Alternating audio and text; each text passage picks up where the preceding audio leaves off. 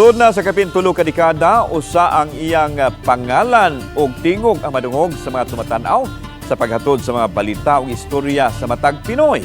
Nagsugod sa Saksi, hangtod nga nahimong labing unang anchor sa nag-unang news program sa nasud ang 24 oras. Karon magpadayon sa iyang serbisyo isip usa ka Kapuso human mipirma pagbalik sa kontrata si Kapuso News Pillar Mel Tiangco alang sa 24 oras. Itambong ato sa contract signing silang GMA Chairman Attorney Felipe L. Gozon, President and CEO Gilberto Duavit Jr., Executive Vice President and Chief Felipe Yalong o Senior Vice President for Integrated News, Regional TV and Synergy, Oliver Victor B. Amoroso. Emosyonal si Kapusong Mel Tiangco samtang nagtanaw sa mga congratulatory messages gikan sa mga kaubanan sa GMA Integrated News.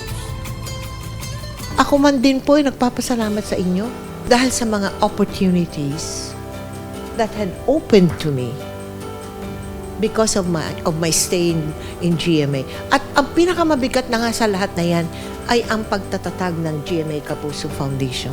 Napakasarap yung nagtatrabaho ka na, nabibiyayaan ka pa sa langit. You are inspiration not only for those on cam but behind cam. Again, Tita Mel, thank you, and we are so proud to have you continue as our anchor for 24 oras.